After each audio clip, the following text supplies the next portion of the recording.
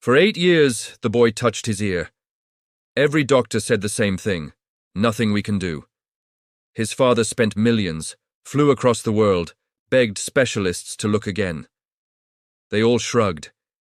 Then a maid noticed something no one else did, and what she found inside that child's ear will leave you speechless. The boy's name was Elliot. He lived in a house so large it echoed even without sound. A house built of glass, stone, and wealth so extreme it felt unreal. From the outside, it looked like a dream pulled from a magazine. Perfect lawns, tall iron gates, security cameras hidden like secrets. Inside it was different. Inside there was silence. Not the peaceful kind, not the restful kind. This silence was heavy, thick, like grief that had learned how to breathe. Elliot had been born deaf, 8 years old, and the world had never made a sound for him. He didn't know what a laugh was supposed to feel like in the ears. He didn't know the sound of rain, or music, or his own name being called. All he knew was vibration, light, and pressure, and the pressure was always worse in his right ear. Every morning, Elliot sat by the tall window in the east wing, lining up his toy cars with careful precision. Blue first, then red, then silver, always the same order.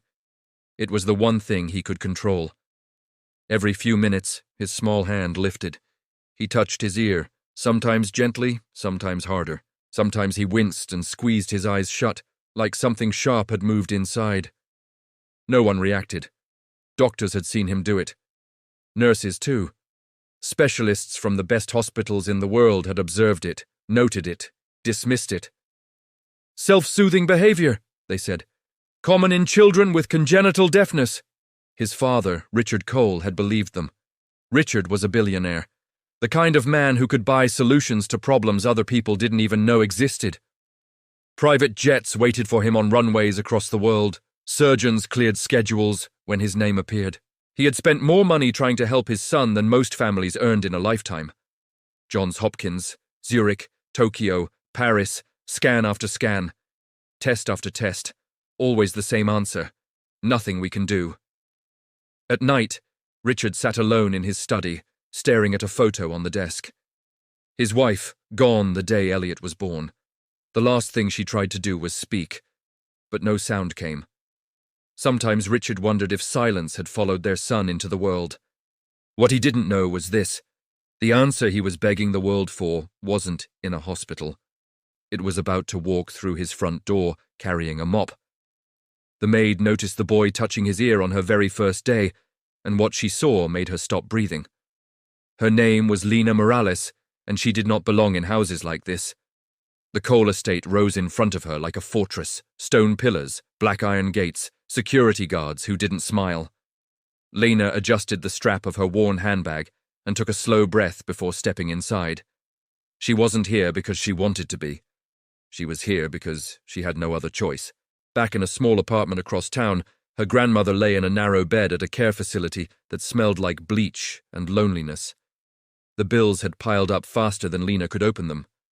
3 months behind. Final notice stamped in red.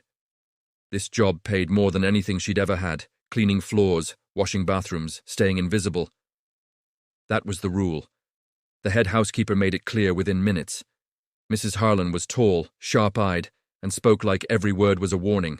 "You clean what you're assigned," she said, walking briskly down the marble hallway. "You don't wander. You don't talk unless spoken to, and you do not interact with the boy." Lena nodded quickly. "Yes, Ma'am." Mrs. Harlan stopped and turned. "I'm serious. Mr. Cole doesn't allow staff to get close to his son. The last girl who tried to be helpful was gone in a week." "I understand," Lena said, and she meant it. She had no interest in billionaires or their problems. She just needed the paycheck. But the house itself made that difficult. There was something wrong with it. Not broken, not messy.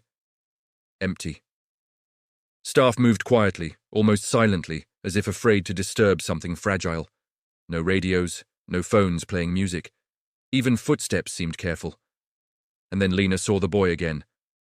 Elliot sat in the same spot near the window, toy cars lined up perfectly on the floor. Sunlight framed his small figure, but he looked alone inside it. As Lena passed with her cleaning cart, she noticed it again. the ear, his right hand lifted, pressed, released, then again. This time his face tightened, just for a second. Lena slowed. She had seen that look before. Years ago, her younger cousin had complained about pressure in his ear. Doctors had said it was nothing. All in his head. 6 years later, someone finally looked closely. The blockage they found changed his life. Lena swallowed. She kept walking, but her eyes kept drifting back. Over the next few days, she watched quietly. Elliot touched his ear when he focused too long, when he ate, when the house grew especially quiet. Sometimes, late in the afternoon, he rubbed it hard enough that his shoulders tensed. No one said anything. No one asked why. One afternoon, Lena was dusting nearby when one of Elliot's toy planes fell apart in his hands. His face collapsed in frustration. The soundless cry stayed trapped in his chest. Without thinking, Lena crouched down, snapped the wing back into place, and slid it toward him. She froze. She had broken the rule. Slowly, Elliot looked up. Their eyes met. And in that moment, Lena saw something that made her heart ache. It wasn't just silence. It was pain. And something else. Fear. That night, Lena realized the boy wasn't just deaf, and the thing causing his pain had been there far longer than anyone knew. That night, Lena couldn't sleep. She lay on her narrow bed, staring at the ceiling, the image of the boy's face replaying over and over in her mind. The way his hand rose to his ear, the way his jaw tightened like he was bracing himself against something sharp and sudden. Pain had a look, and she knew it. Doctors didn't dismiss pain like that unless they had already decided the answer. The next morning, Lena returned to work, determined to forget what she'd seen. She needed this job. Her grandmother needed this job. Whatever was happening with the boy wasn't her responsibility. But responsibility doesn't always ask permission. As she wiped down the long dining table, she noticed Elliot again, sitting closer to the window than usual, sunlight spilling across his face. His toys were untouched. His hand stayed pressed to his ear, not tapping now, holding. Lena's chest tightened. She glanced around. No supervisors, no staff nearby. Slowly, carefully, she knelt a few feet away so she wouldn't startle him. She didn't speak. She simply caught his attention and gently pointed to her own ear, then to his. Elliot stiffened. Fear crossed his face immediately. His head shook side to side. No. No doctors. No touching. Lena understood. She softened her expression and placed a hand over her heart instead. Then she signed the only thing she could think of. Safe. Elliot hesitated. Then, cautiously, he nodded. Lena leaned closer, angling his head slightly so the light from the window reached inside his ear. She didn't touch him. She just looked. And then she saw it. Something dark. Not deep like bone. Not smooth like skin. It looked dense, solid, wrong, sitting where nothing should be. Her breath caught in her throat. This wasn't damage. This was obstruction. Her heart began to race. How could this have been missed? Scans didn't just overlook something like this. Years of specialists hadn't just ignored it, unless they hadn't been looking for it. Lena pulled back slowly, afraid her expression alone might scare him. Elliot watched her face closely, searching for meaning. She signed carefully. Something there. His eyes widened. He shook his head harder now. Panic rushed in. Doctors meant cold rooms, sharp tools, procedures that never helped and always hurt. Lena felt her resolve crack. She signed again, slower this time. Not now, I promise. He relaxed, just a little. But Lena didn't. All day her hands shook. Every mop stroke felt heavier. Every hallway felt narrower. She had seen something that changed everything, and now she carried a terrible weight. If she was wrong, she could ruin lives. If she was right and stayed silent, she'd be no better than the people who already had. That evening, as Lena clocked out, she glanced back at the sunlit window. Elliot sat alone, hand pressed to his ear, waiting. By the end of the week, Elliot's pain would become impossible to hide, and Lena would be forced to choose between the job that saved her family and the truth that could save a child. The pain got worse. Lena noticed it before anyone else because she was the only one watching closely. Elliot stopped lining up his toys, stopped finishing his meals. Sometimes he just sat still, his small body rigid, as if moving might make something inside his head explode. His hand stayed pressed to his ear longer now, sometimes both hands. One afternoon, Lena saw tears sliding down his cheeks as he stared out the window. Silent tears. His mouth opened, but no sound came out. He wiped his face quickly, like he didn't want anyone to see. Her chest ached. She told herself again that she couldn't interfere. She was not trained, not authorized, not protected. One wrong move and she could lose everything. Her job, her income, her grandmother's care. Still, she couldn't unsee what she'd seen. That evening, as Lena finished cleaning the hallway outside Elliot's room, she heard something soft behind her. Not a sound. Movement. She turned. Elliot stood there. He had never approached her before. His eyes were red, his shoulders tense.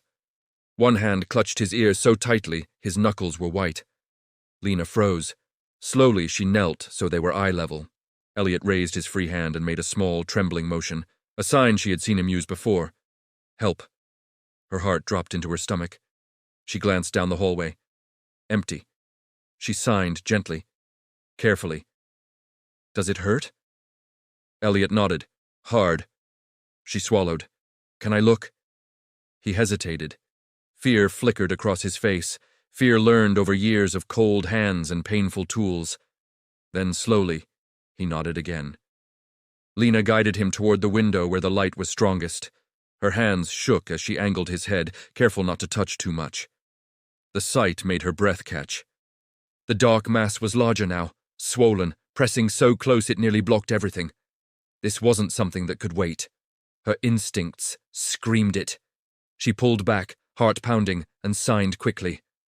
We need your father. Elliot's reaction was immediate and violent. He shook his head frantically, his hands moved fast, desperate. No doctors. No doctors.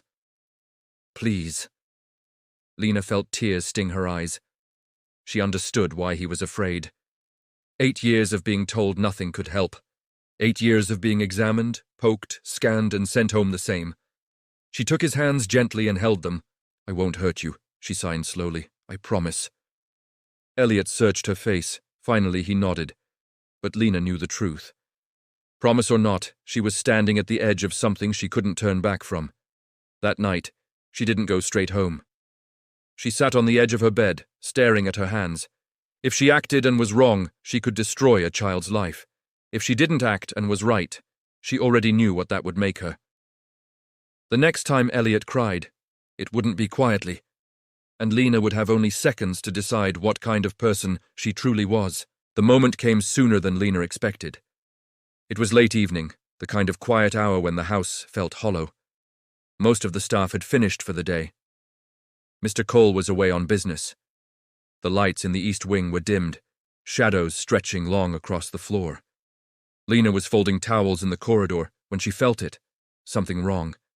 A heaviness in the air that made her turn before she even understood why. Then she saw him. Elliot lay curled on the floor near his bedroom door. Both hands were pressed hard against his ear. His face was twisted in pain, tears streaming freely now. His small body shook, breath hitching in short, silent gasps. This wasn't discomfort. This was agony. Lena dropped everything and ran to him. She knelt, heart pounding, and gently touched his shoulder. He flinched, then clung to her sleeve like he was afraid she might disappear. She signed quickly. It hurts? He nodded, sobbing without sound. Lena's hands trembled. She looked down the hallway, empty, too quiet. Ooh. Her mind raced. Call his father, call a doctor. She already knew what would happen. Cold rooms, more scans, more dismissals, more pain. And the thing inside his ear would stay right where it was. She swallowed hard. Days ago, she had prepared for this moment without admitting it to herself. In her bag was a small first aid kit, clean gauze, alcohol wipes, tweezers, sterilized, untouched, insurance against fear. She pulled them out now, her heart hammering so loudly she felt sure Elliot could sense it through her chest. She signed, slowly, deliberately. I will be careful. I will stop if it hurts. Elliot looked at the tools. Fear flickered, but then he looked back at her face. He nodded. Lena guided him toward the lamp, angling his head gently so the light reached inside his ear. Her breath caught. The blockage was unmistakable now, dark, dense, pressing outward like it had been growing for years. How had no one helped him? Tears blurred her vision. She blinked them away, steadying her hands. She whispered, not for Elliot, but for herself. Please. She eased the tweezers forward, inch by inch, careful not to touch anything else. There was resistance. Her heart lurched. She paused. Elliot whimpered. She adjusted her grip and pulled again. Slowly. Gently. Then suddenly, it came free. Lena froze, staring at what lay in her palm. Dark, misshapen, wrong. Something that never should have been there. Before she could react, Elliot gasped. A real sound, sharp, loud, startled. His eyes flew open. He sat up suddenly, looking around like the world had shifted beneath him. He touched his ear, then the wall, then his own throat. His mouth opened. A sound came out. Broken, rough, unsteady, but real. At that exact moment, heavy footsteps thundered down the hallway. And Lena knew. Everything was about to change. The man who stepped into the hallway next would see blood on Lena's hands and hear his son's voice for the very first time. Richard Cole froze in the doorway. For a moment, his brain refused to make sense of what he was seeing. His son was sitting upright on the floor. Tears streaked his face. Lena knelt beside him, one hand stained red, the other holding something dark and unrecognizable. A pair of tweezers lay on the carpet. Blood. Richard's heart slammed against his ribs. "What did you do?" he shouted, his voice echoing violently down the hallway. Elliot flinched. Not from the anger, from the sound. He gasped again, hands flying to his ears. His eyes widened. Not in pain this time, but in shock. Richard didn't notice. He rushed forward, grabbing Elliot's shoulders, checking his head, his ears, his face. "Are you hurt? Are you bleeding? What did she do to you?" Lena tried to speak, her voice shaking. "Sir, please." But Elliot moved first. Slowly, uncertainly, he reached up and touched his father's face. His fingers traced Richard's jaw like he was mapping it. Then his mouth opened. "Dad." The word came out broken, uneven, like a sound that had never been practiced. But it was unmistakable. Richard went completely still. I hear you," Elliot whispered. "Your voice." The hallway felt like it tilted. Richard's knees buckled. He had to grab the wall to stay standing. His son was looking at him differently, responding, reacting, listening, hearing. For 8 years, Richard had imagined this moment, fantasized about it, paid millions hoping to buy it. And now it was happening on the floor of his hallway with a maid kneeling beside his child. Fear crashed back in. His eyes snapped to Lena's hands, to the blood, to the object in her palm. Rage replaced wonder. "Get away from him!" Richard roared. Now. Security appeared almost instantly, drawn by the raised voice. 2 men moved toward Lena. "No!" Elliot cried out, loud, raw, uncontrolled. The sound tore through the house. "Don't take her!" Richard spun back to his son, stunned. That sound, that voice. But the fear was louder. "She could have killed you," Richard said, his voice shaking. "She touched you without permission." Lena didn't fight as security grabbed her arms. Tears streamed down her face as she looked at Elliot. "I was trying to help," she said softly. "I swear." Elliot struggled in his father's grip, crying loudly now, the sounds messy and overwhelming. "She helped me! I can hear! I can hear!" Richard's chest felt like it was splitting open. Still, he ordered, "Take her to security! Call the police!" As Lena was pulled away, she twisted back one last time and met Elliot's eyes. She mouthed 2 words. "You're safe." The door slammed shut behind her. And for the first time in his life, Elliot heard the sound of his own sobs filling the hallway. At the hospital, one forgotten medical record would reveal a truth so devastating it would shatter Richard's faith in everything he trusted. The hospital lights were too bright. They reflected off polished floors and white walls, making everything feel exposed. Elliot sat on the examination bed, wide-eyed, flinching at every new sound. The hum of machines, distant footsteps, the soft click of doors closing. He pressed his hands to his ears again, not in pain this time, but in shock. Everything was loud. Richard stood nearby, torn between wonder and terror. Every noise his son reacted to felt like a miracle and an accusation. Doctors moved quickly now. Real urgency. Not the calm, rehearsed confidence Richard was used to. They ran tests, checked responses, spoke in hushed tones. "He's responding to sound," one doctor said quietly. "Perfectly," another added. Richard's heart pounded. "How is that possible?" he demanded. "We were told—" A senior physician stepped forward. "Mr. Cole, we need to review something with you." They led him into a small office. The door closed softly behind them, sealing off the noise of the hospital hallway. The doctor pulled up a digital file on the screen. "This scan is from 3 years ago," he said. Richard leaned forward. There, clear as day, was an image of Elliot's ear canal, and inside it, circled in red, was the same dark obstruction Lena had removed. Richard felt cold. "There's a note," the doctor continued, scrolling. "Dense blockage observed. Removal recommended." Richard's throat tightened. Then why wasn't it removed? The doctor hesitated. That hesitation answered everything. "There's no record of a follow-up procedure," the doctor said carefully. "Your son was placed into an ongoing treatment protocol." Richard's hands began to shake. Ongoing treatment. Years of visits, years of tests, years of money flowing into the same systems that had seen the problem and chosen not to fix it. "They knew," Richard whispered. "They knew and did nothing." The doctor didn't deny it. Richard staggered back in his chair. 8 years, 8 years of silence, 8 years of pain, 8 years stolen from his child. And the only person who had truly helped him was sitting in a security room waiting to be arrested. Richard stood abruptly. "Where is she?" The doctor looked confused. "Who?" "The maid," Richard said, his voice breaking. "The woman who saved my son." Richard was about to face the woman he had accused and realize the greatest failure wasn't hers. It was his. Lena sat alone in the small security room, hands folded in her lap. The walls were plain. The chair was hard. The clock on the wall ticked loudly, too loudly. Each second landed like a reminder of what she might lose. She wasn't praying for herself. She was praying for Elliot, that his hearing would last, that the pain would be gone, that his father would listen, not just with his ears, but with his heart. The door opened. Lena looked up, bracing herself. Richard Cole stood in the doorway, but he wasn't the same man who had shouted in the hallway. His face looked older somehow. The confidence had drained from his posture.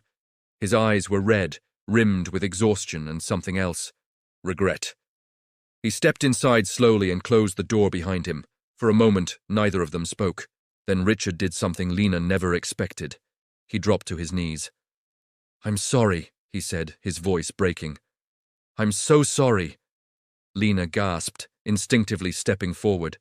"Sir, please, you don't have to—" "Yes, I do," Richard said, shaking his head.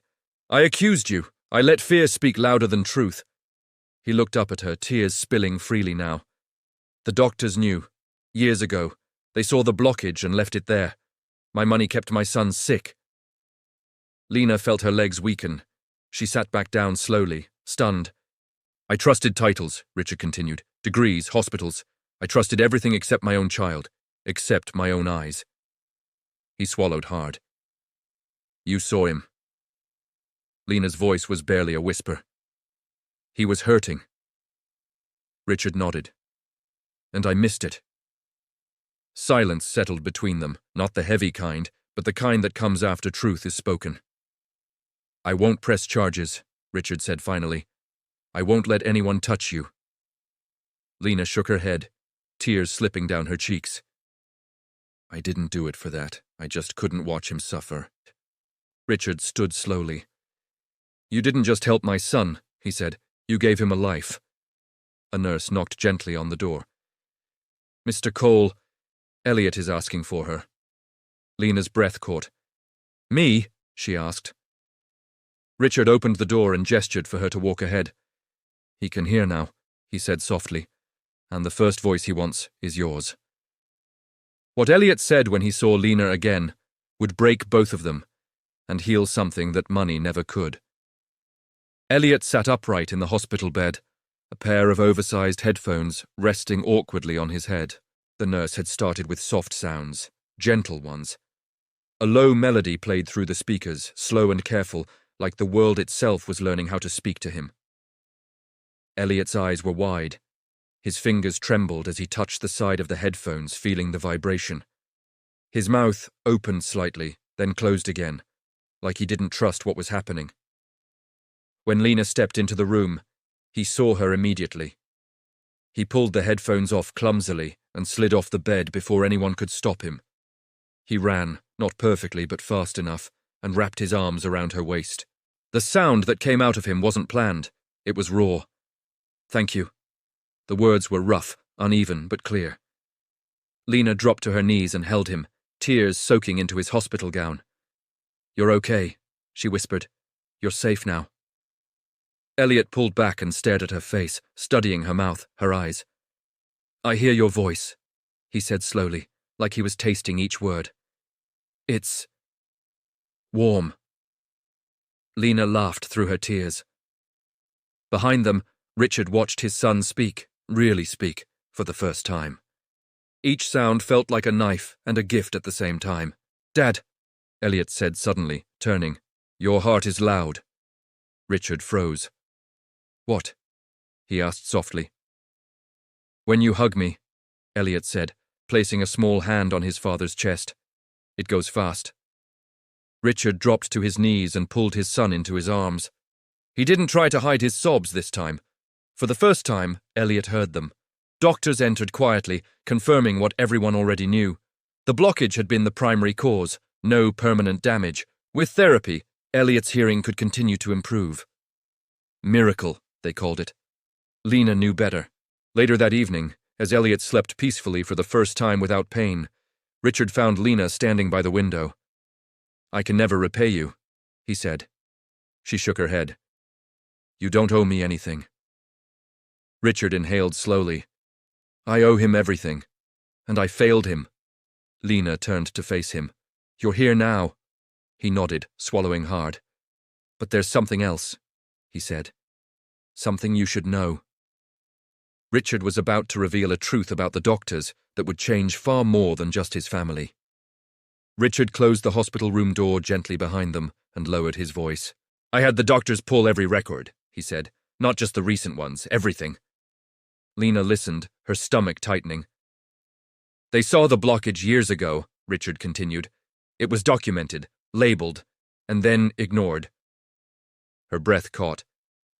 They kept him on what they called an extended treatment plan, Richard said bitterly. Tests, follow-ups, monitoring, all expensive, all unnecessary. Lena's hands curled into fists. They let him suffer. Yes, Richard said quietly, because curing him would have ended the revenue. Silence stretched between them. I'm filing complaints, Richard went on. Not just complaints, lawsuits, investigations. This won't be buried.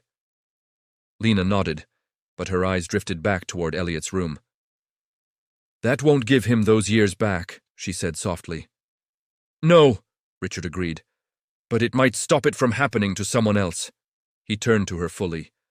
There's something I want to offer you. Lena stiffened immediately. She had expected this. Money. A check with more zeros than she had ever imagined. A reward for doing what others had failed to do. She shook her head before he could finish. I didn't do it for that. I know, Richard said. That's why I trust you. He took a breath. I want you to stay in Elliot's life, not as staff, as family. Lena's eyes widened. Sir. He needs someone who sees him, Richard said. Someone who listens without sound. Lena looked through the glass at Elliot sleeping peacefully, his hand resting loosely at his side, for the first time not pressed to his ear. Her voice trembled. I don't know if I'm strong enough, Richard smiled sadly. You already proved you are.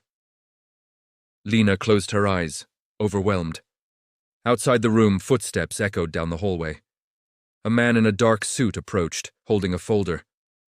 "Mr. Cole," he said quietly, "the board from the medical group is here." Richard's expression hardened. "Good," he said. "It's time they listened."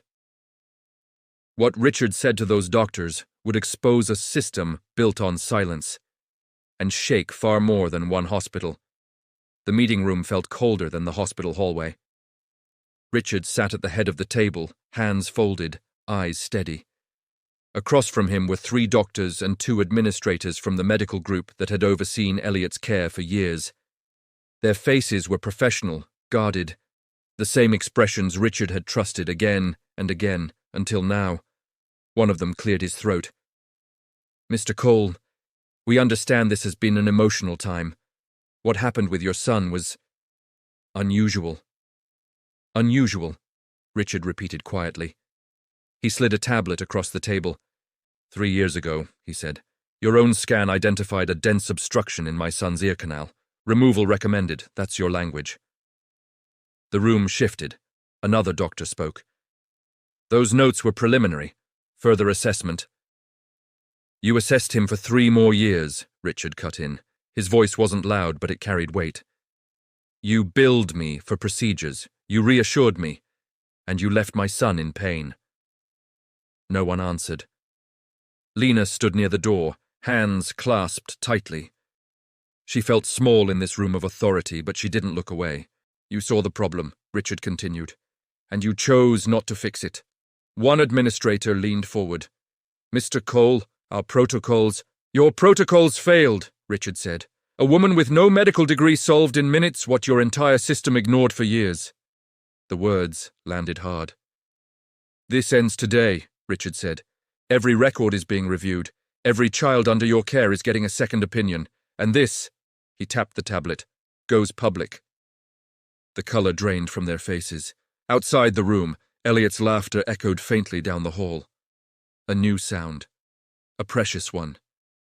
Richard stood. "We're done." Later, Lena found Richard sitting beside Elliot's bed. The boy was awake, listening to soft music, tapping his fingers in time. "He likes the piano," Richard said quietly. "Says it feels like light." Lena smiled. Richard turned to her. "Whatever you decide," he said, "know this, you didn't just change one life." Lena looked at Elliot, then back at Richard. "I think," she said softly, "the world just got louder for a lot of people." But the most important choice still hadn't been made, and Lena knew it would define the rest of her life. The decision followed Lena home that night. She sat at the small kitchen table in her apartment, hands wrapped around a mug that had long gone cold. The room was quiet, but her mind wasn't. Elliot's face kept appearing. His surprise at sound, his careful words, the way his hand no longer reached for his ear. Richard's offer echoed in her head. Stay in his life. As family, Lena pressed her forehead against her hands. She wasn't a hero. She wasn't trained for this. She was a woman who cleaned floors and paid bills late and worried about her grandmother every single day.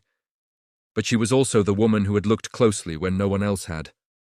The next morning, she returned to the hospital. Elliot was sitting up in bed, stacking foam blocks, while a therapist spoke gently to him.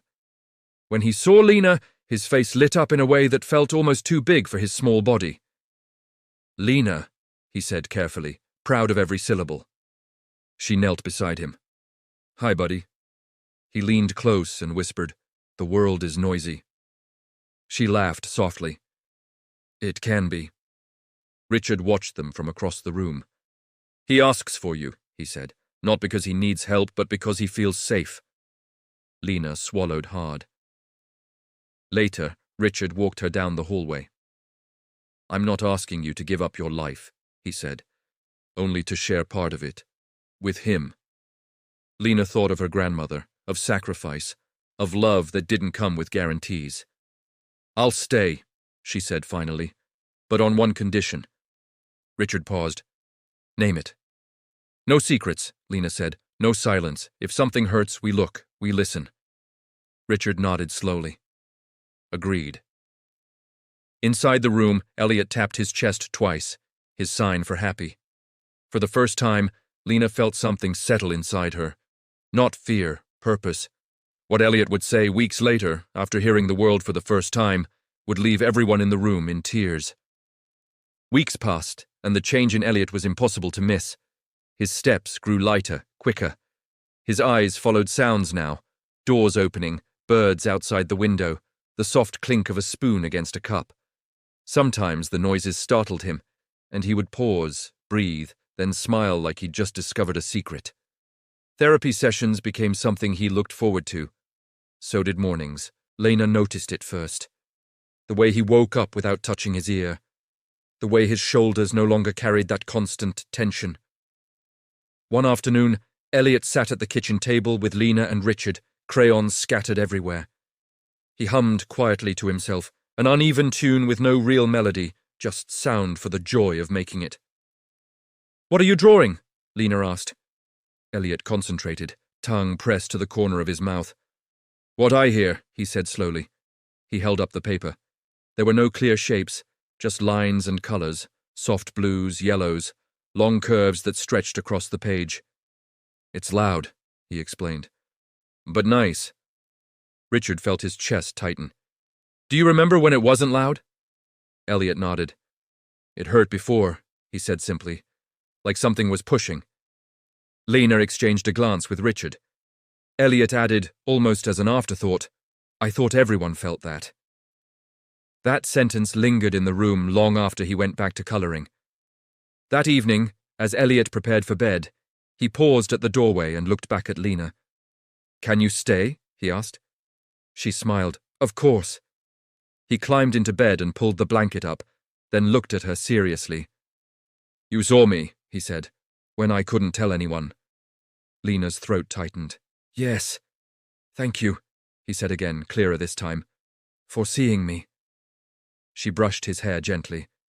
"You were always worth seeing." Later, Richard stood alone in the hallway, listening to the quiet sounds of the house. Not the heavy silence from before, but a living one. Breathing. Real. He realized something then. The miracle wasn't just that his son could hear, it was that someone had finally listened. The final lesson of this story wouldn't be about wealth or medicine, but about what happens when ordinary people choose to pay attention. Months later, the house no longer felt hollow. Sound lived in it now. Footsteps echoed freely. Music drifted softly from speakers. Laughter, real laughter, bounced off the walls and refused to be quiet. Elliot ran through hallways that once felt too big for him, calling out words he was still learning to shape. Sometimes he stopped suddenly, just to listen, the wind through the trees, the crunch of gravel under shoes, his own voice when he sang off-key. And one thing never returned. The hand to the ear. Richard noticed it one morning while watching his son eat breakfast. Elliot was talking about a dream he'd had. Trains, whistles, crowds of people, sounds he'd never known existed. Richard's chest tightened. All those years, he had trusted systems, titles, expensive promises. He had believed help only came from the top, from people with power, degrees, and perfect resumes. But his son hadn't been saved by power. He had been saved by attention, by a woman who slowed down, who noticed pain when others labeled it normal, who cared enough to look twice. Lena never called herself a hero. She went back to visiting her grandmother every Sunday. She still worried about bills sometimes. Her life didn't turn into a fairy tale. But she had changed one. Elliot changed too. One evening, as they sat together watching the sun set, he leaned against Lena and said, very clearly, "When I grow up, I want to help people who can't say what hurts." Lena smiled, tears filling her eyes. "You already do," she said. And maybe that was the lesson, that miracles don't always arrive in white coats, that help doesn't always announce itself, that sometimes the most powerful thing you can do for another human being is simply pay attention. Because one person noticing can change a life forever. If this story moved you, even a little, please take a moment to like this video.